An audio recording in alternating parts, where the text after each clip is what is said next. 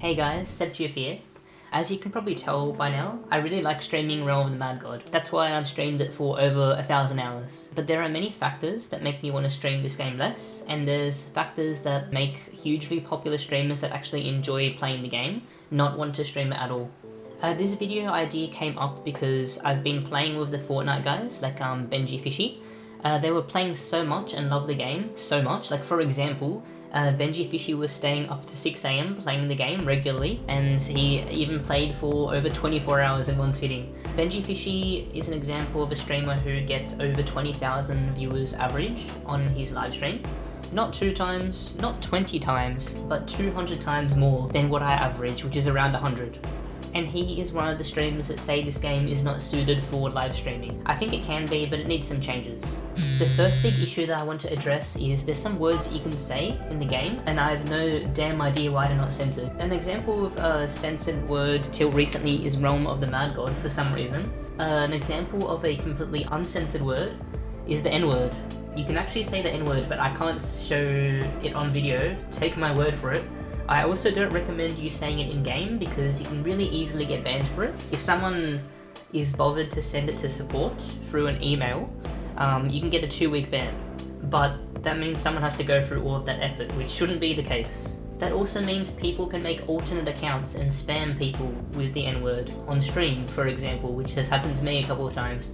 That should be the very first word that gets censored in a game, especially like this, because it gives it a bad look for the streamer and the game when it's being streamed. Did you also know you can put the N-word in your username? Now I think you need to use cheats to make this possible, but yeah, I've seen it, and something crazy is that in the leaderboards at one stage, I obviously can't show this on the video as well, but on the leaderboards at one stage there was someone with the N-word in his name, so you can actually see it when you access I think it was on the weekly board. So 1, please fix censoring in this game, it's really important for streamers. Another issue is the new HP scaling system. It used to be a lot of fun being able to play with a ton of people, really felt like an MMO. Being able to play with anyone in your stream made it really interactive, until hitting the 85 dungeon limit at the time, of course. However, with the new HP scaling system, it makes it really impossible. There more recently was a hard cap set at 50 for some reason. I mean, it's kind of protecting players because playing with over 50 people in a dungeon is really boring. And the reason is, there's an exponential HP scaling system. So how it works is, you start off, the HP scaling, there's barely any, and then as you get more people and more people, it starts skyrocketing in the amount of HP each person contributes. So if you want to bring average people from your stream, can make it add a lot of time to the dungeon, which shouldn't be the case. And exponential HP scaling doesn't make sense because after getting one of each buff, or a unique debuff on the enemies, players can only contribute so much other than damage, because things don't stack generally. So a logarithmic scaling system like this makes a lot more sense. I'll go into more detail on another video on how HP scaling should be changed and why it's an issue, but I just want to show the streaming side of things. Because of how punishing the HP scaling is, streamers have to choose between doing private, significantly faster runs, or playing with their stream. Personally, because 85-man HP scaled bases and Oryx freeze take so ridiculously long, I barely do O-freeze on stream, and I'd just rather doing private runs. So I do think the HP scaling system should be changed to respect the fact more that Realm of the Mad God is actually an MMO, and should be played with many other players. The HP system was way too lax before. I'm happy that they did crack onto it a lot. I don't know why they changed from the linear system, because even the linear system was better than what we currently have. It should have just been more HP per player, at least. It doesn't make sense for it to increase at an increasing rate. Also, I know Realm of the Mad God is a free game and it needs to get money somehow, but making it seem less pay to win would make people more proud to stream it, and it would make it look more respectable and admirable to audiences. Deca has already taken massive steps in this direction to make it look less transaction-y. For example, they nerfed pets significantly, which I'm really happy with.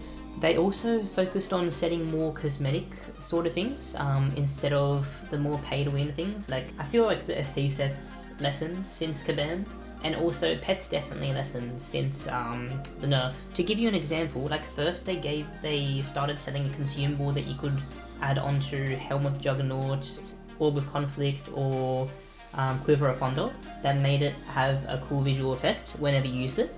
They also they were the one that developed pet skins and the pet skin wardrobe, which made customizing your character a lot more interesting, and was a really good monetary move because it didn't like impede the game's integrity at all. And yeah, I'm sure it helped with their revenue a lot. They should try to continue going this way by adding even more consumables. Like for example, there's already a purple glow in the game. You know, why not add a green glow, a light blue glow, a yellow glow, just for example, somehow. Also, another idea is they could make you be able to change the color palette for your weapons. Like for example, if you could have like a bloody themed void bow, for example, so instead of purple, it could have a red theme. Okay, this is a bit more of a crazy idea, but you know how like RuneScape has like, a lot of the MMOs have like personal spaces in the game. Like for example, RuneScape has like houses that you can have. So does Club Penguin. You could like have your own place, and then I know that whales would cash into this hard. They would like get their own, like they would customize it in their own way, or you can even do it with a guild hall. I know a lot of people would be so proud to make their guild hall look really awesome through paying. So Deca could make it that like, it would also make guilds more interesting because they have nothing going for it right now. So they could make it a lot more interesting by allowing players to pay to make the guild hall look more cool, or to give it features. Currently in the Nexus, there's so many items that you can buy for gold, which is another bad look because straight away when someone starts the game, they can go to the left and they can see all these items that you can buy for gold. I think there would be no harm if Deca added a fame cost to them as well, because Deca's already cracked down hard on fame exploiters, and fame is hard enough as it is to get. Like, I know if any of the items in the Nexus were able to be bought for fame, I still wouldn't buy any because paying to upgrade your pet is so expensive. They could also go further with the pet thing. Some people still see pets as pay to win, and while the nerf was really controversial, I don't think they should do another nerf because it would probably be even more controversial. A really good idea they had is, instead of de-incentivizing using pets, they should incentivize not using pets. Like for example, you could get like a flat 10% loot boost and XP boost while you don't have a pet equipped, for example. It can be that simple. That could also help against the boringness that the power creeping the game currently has. So that gives you the option to still play with your pet, or you can play without it for more interesting play and also get more benefit. So yeah, there's some interesting ideas regarding like how to make the game monetize more and also have more integrity when it comes to microtransactions. Another issue, this is like a really preemptive issue, but another issue could be that streamers might not be able to have too much privacy in the game. This isn't too much of an issue for me. I think that the extent of this can explode, but since I average over 100 viewers, I might when I'm playing on stream, I might have like 5 people following me at a time on average in a realm. But just imagine if a big streamer like XQC, who gets like 50k viewers on minimum, imagine if he starts playing a realm. He would get tracked to shit. He wouldn't be able to get the experience that most of us would be able to get. So something that Deca could do... Oh, and the reason why this is a problem is not only like does it change the experience, but just to give you a small example, like say if I'm farming Sprite Worlds and I have 5 people chasing me, I have to kind of like rush into one solo. I don't mind if another person comes because we're both guaranteed deck spots, but if a third person comes, the chance of me receiving a potion drop drops dramatically.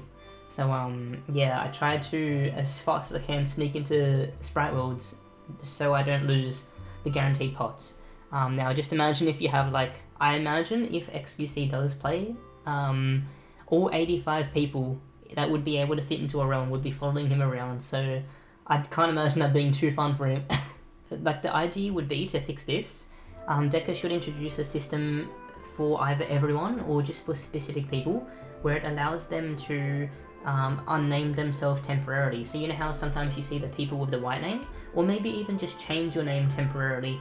That would allow them to like be able to be hidden, if that makes sense. So that would help a lot. Something Deca has improved a lot on is combating cheaters. Crazy. I'm not sure how they're identifying cheaters, but all I know is that they're banning a lot of them. And they finally have a one-strike ban system. So now cheaters get no warning. This is really amazing and significant to this topic because so many big time streamers noticed that there was a cheating problem. Like, they would barely play the game and they would still notice that there was an issue with cheaters. So yeah, this is a massive move in the right direction in terms of making the look a lot better.